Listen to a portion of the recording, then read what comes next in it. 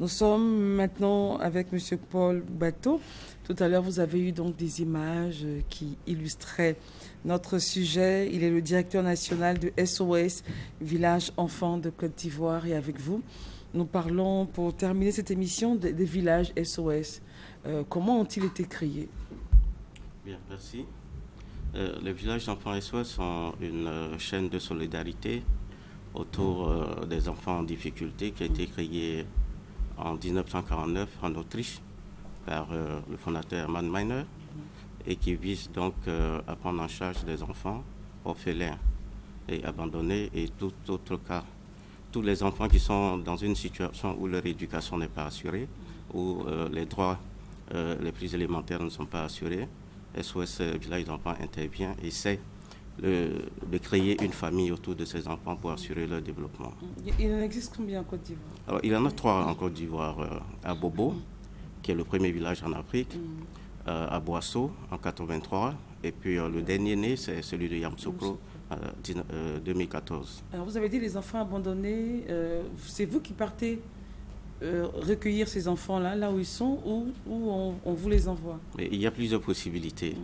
Soit ces enfants nous sont adressés par les services sociaux de base des différents ministères techniques, ou alors par la police ou la gendarmerie, ou alors c'est une demande faite par la communauté.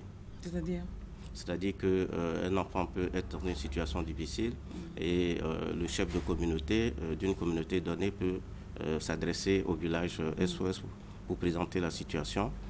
À partir de ce moment-là, nous entamons la procédure d'enquête sociale. Une fois que l'enfant répond aux critères, avant toute chose, il faut une commission d'admission qui apprécie donc la situation de l'enfant. Et dans cette commission, vous allez retrouver aussi bien le personnel SOS que les leaders communautaires, mais aussi les représentants des services sociaux de l'État. Donc une commission assez multiforme qui apprécie donc la situation et qui décide de l'admission de l'enfant dans un village SOS ou dans tout autre programme. Quels sont les critères? Alors les critères sont généralement, il faut être orphelin, il faut être enfant abandonné, mais le fait d'être orphelin ne peut pas suffire pour être admis. Il faut que dans votre milieu familial, on estime qu'il n'y a plus personne, il n'y a plus de possibilité d'assurer votre encadrement, votre éducation adéquate. À partir de ce moment-là, on peut vous admettre en institution. Et je voudrais préciser que le village n'est pas un dépotoir. Ce n'est pas fait pour pouvoir se débarrasser donc de ces enfants. C'est fait pour des enfants qui n'ont pas d'autre choix que d'être dans une institution. C'est-à-dire qu'ils n'ont personne. Qui n'ont personne. Le principe, c'est de faire en sorte que chaque fois qu'il est nécessaire de trouver quelqu'un dans son milieu naturel, dans son milieu familial pour assurer l'éducation, de le faire. Mais c'est lorsque on estime que après toute enquête, toutes les démarches nécessaires, qu'il n'y a pas de possibilité qu'il faut l'admettre au village. D'accord. Et c'est à partir de quel âge? Alors, ça varie, on dit de 0 à 7 ans. Sauf si c'est des cas de fratrie, nous pouvons aller au-delà de 7 ans parce qu'on ne veut pas séparer les enfants d'une même fratrie. Et quand c'est des cas de fratrie, ça se passe comment? Alors, si c'est les cas de fratrie... Les frères et sœurs, oui, vous devez récupérer. Nous faisons l'effort de pouvoir les maintenir dans une famille auprès d'une... Qui grandissent ensemble. Qui grandissent ensemble pour qu'ils maintiennent les liens familiaux. Alors, je voudrais préciser que la prise en charge au village SOS ne se fait pas seulement au sein du village, ça peut se faire en dehors, c'est-à-dire dans la communauté pour pouvoir faciliter justement l'intégration sociale. Et tous ces enfants que nous voyons là à l'antenne, ce sont les enfants du village SOS? Ce sont les enfants, ce que vous avez vu, ce sont les enfants qui sont au sein du village, mais il y a d'autres enfants qui sont pris en charge dans les divers projets que nous encadrons, notamment le programme de renforcement de la famille qui nous permet d'intervenir donc dans la communauté et d'apporter de l'aide à l'enfant dans le milieu naturel. C'est-à-dire qu'on essaie de voir dans sa famille s'il y a un tuteur, une personne de référence qui peut assurer l'encadrement. En ce moment-là, nous lui apportons donc l'aide nécessaire. Parce que le principe aujourd'hui au niveau des directives des Nations Unies, c'est que la pauvreté ne peut pas justifier la présence d'un enfant dans une institution. tant qu'il est possible. Tant qu'il y a un parent vivant. Tant qu'il y a un parent vivant. Et que c'est une question de pauvreté, on peut développer d'autres activités, d'autres appuis chez le parent pour qu'il puisse assumer ses responsabilités. Et vous vérifiez véritablement que ce que vous apportez sert à l'enfant? Tout à fait, tout à fait. C'est pour ça d'ailleurs que nous associons donc les leaders communautaires et les membres de la communauté qui connaissent mieux donc la famille, voilà, donc aux démarches, au processus. Alors on a vu ces enfants en train de jouer, mais l'histoire n'était pas ainsi au départ. Bien sûr. Bien sûr. Très souvent, vous recueillez ces enfants dans des conditions très difficiles. Inhumaines. Tout à fait. Des conditions très inhumaines. Je ne voudrais pas en parler, vraiment rentrer dans les détails, mais très souvent, il faut être préparé. Il faut être préparé soi-même à pouvoir faire face à certaines situations. Mais ce qui est bien de savoir, c'est que ce que les adultes sont capables de faire pour un enfant pris dans une situation aussi difficile, aussi inhumaine, et de transformer sa situation en quelque temps pour lui donner l'espoir de vivre. C'est incroyable de voir ces enfants-là jouer alors qu'on sait que d'autres ont été pris ici et là, je dis bien dans des conditions inhumaines sans rentrer dans les détails. Tout à fait. Mais je pense que les gens comprendront. Bien sûr. Et c'est pour ça, c'est aussi tout ça l'intérêt aussi de notre organisation. C'est de créer les conditions pour que des enfants qui malheureusement n'ont pas donc eu la chance d'avoir leurs parents et de bénéficier de l'affection familiale, de pouvoir trouver une autre issue, une affection auprès d'autres personnes, d'autres adultes qui sont disposés à assurer leur encadrement. Et comment ils grandissent, ces enfants? Ils grandissent avec l'idée que on m'a trouvé ici, c'est ça?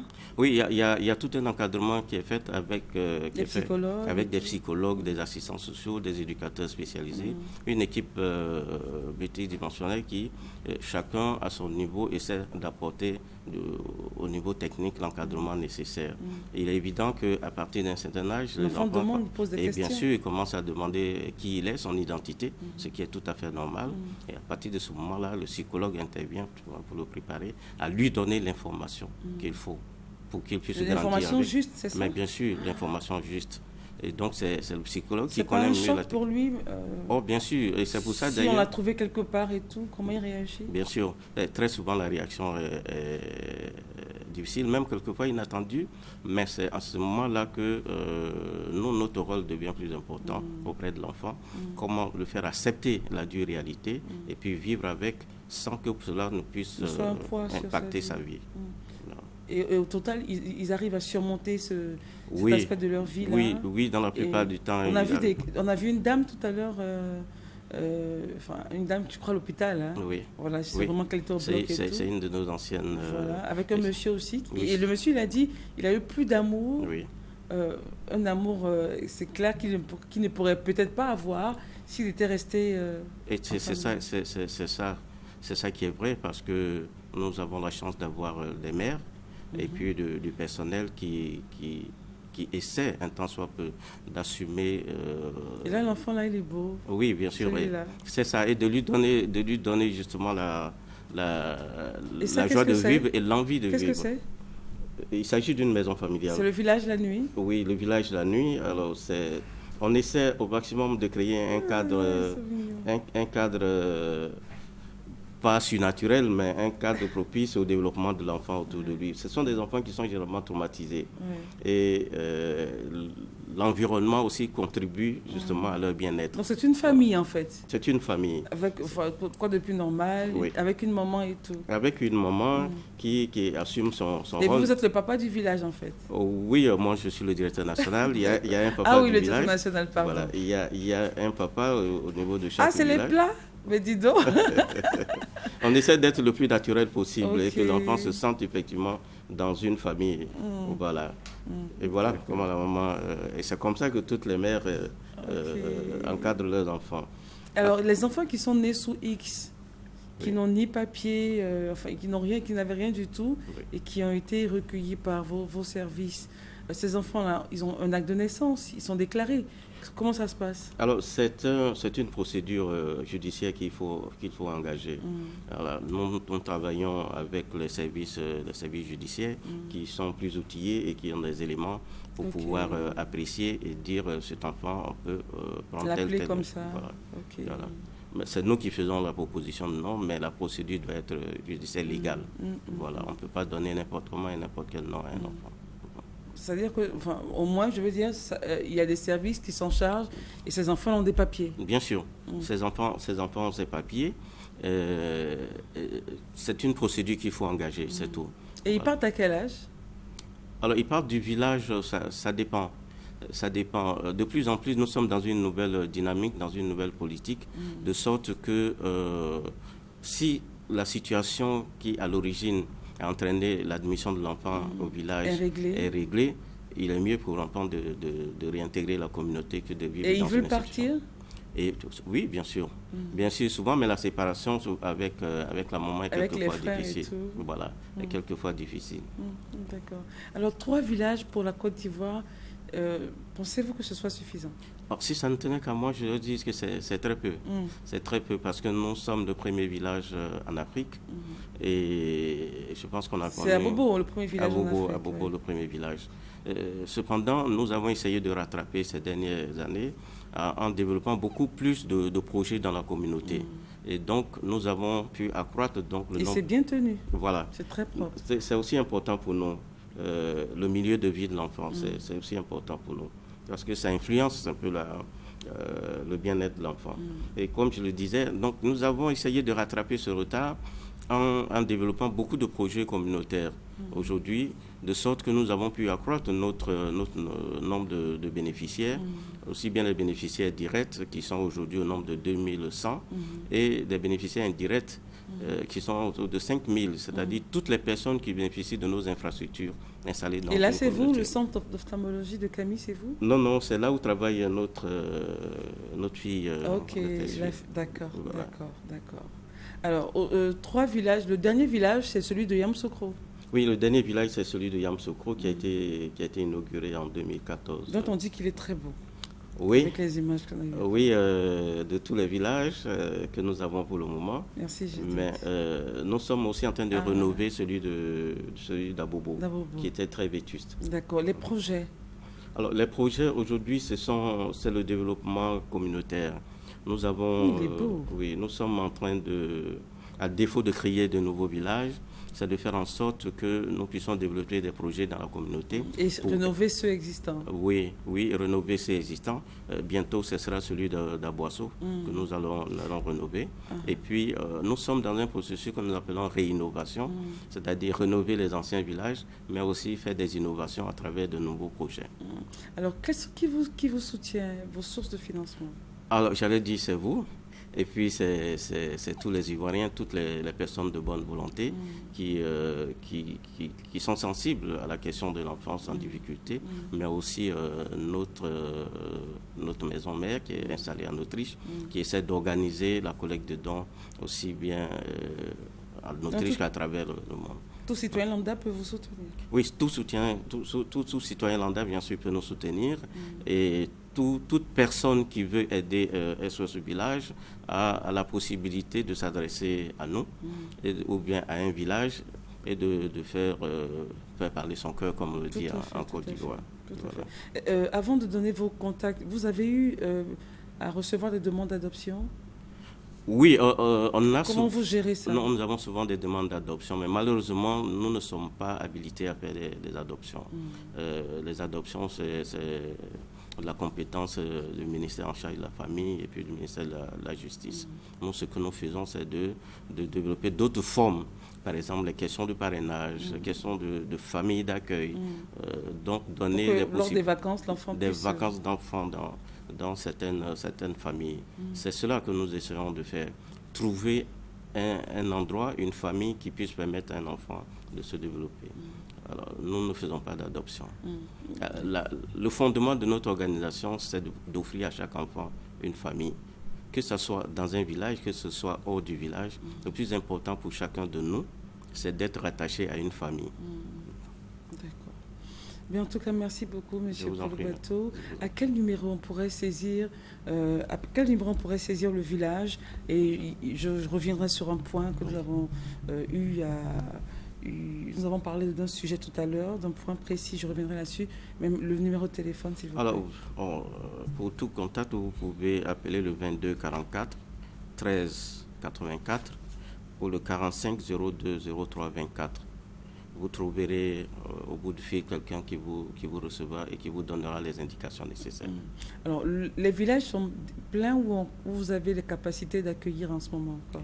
Nous avons des capacités d'accueillir encore dans nos 3 villages. Dans les 3 villages. Dans les 3 le villages. Maximum d'enfants que vous recueillez par village? Oui, aujourd'hui, nous sommes en train de travailler de façon à ce que nous puissions réduire le nombre d'enfants par famille. Aujourd'hui, habituellement, vous en aviez combien? Nous en avions 10. Aujourd'hui, ça varie entre 7 et 10 enfants dans une famille parce que nous voulons arriver progressivement à faire en sorte que améliorer la qualité de la prise en charge et aussi à alléger un peu la tâche d'une mère SOS parce que 10 enfants, ça fait. Voilà, 10 enfants. Et les mamans, vous les prenez où? Elles sont formées pour ça? Elles sont recrutées avec un niveau minimum de BPC et elles sont formées, elles suivent une formation théorique de 2 ans. Après, elles ont leur propre famille à côté? Elles ont leur propre famille. Et nous sommes en train de travailler à faire en sorte qu'une mère puisse avoir une vie familiale normale, tout en étant avec ses enfants et avec les enfants. Voilà.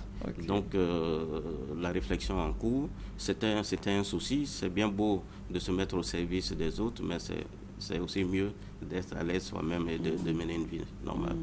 C'est-à-dire ne pas laisser ses propres enfants? Oui, parce que nous ne serons pas heureux de voir que la maman aussi est en train de créer un autre problème chez d'autres enfants, parce qu'elle ne sera pas concentrée sur les enfants. Mais là, comment vous comptez gérer? Parce que là, la maman, elle est avec les enfants, en famille. Oui. Elle vit là-bas pratiquement. Oui. Est-ce qu'elle a des moments comme on dit, de descente? Pour le moment, ce que nous avons, c'est que nous avons un système qui permet à la maman de bénéficier de 2 jours par semaine et de bénéficier des vacances. Et pendant 2 jours, quelqu'un d'autre prend le relais avec les enfants? Oui, une tante ou une assistante familiale assure le relais. D'accord. Mais on revient sur le numéro de téléphone. Alors, pour ceux qui aimeraient soutenir les villages en Côte d'Ivoire. Les villages en Côte d'Ivoire, vous pouvez appeler au 22 44 13 84. Ou 45 02 03 24. Tout accepté, hein? Oui. Ou alors vous adressez dans un des villages. D'accord. Alors on revient sur le numéro 22 44 13 84 ou le 45 02 03 24. On reprend encore le numéro de téléphone? Alors je rappelle le 22 44 13 84, le 45 02 03 24. Merci beaucoup, M. Bouetto. Merci d'être venu et nous sommes sûrs que ce n'est pas votre dernier passage. Merci beaucoup. Pour ceux qui aimeraient avoir le contact de l'Ordre des architectes de Côte d'Ivoire, parlant principalement des gestionnaires de cités, vous pouvez joindre l'Ordre au 09 29 37 11. Le 09 29 37 11, voilà le numéro nous est parvenu de la part de M. Koupo Ngueba. 09 29 37 11. On se retrouve demain pour une autre matinale. Portez-vous bien. Au revoir.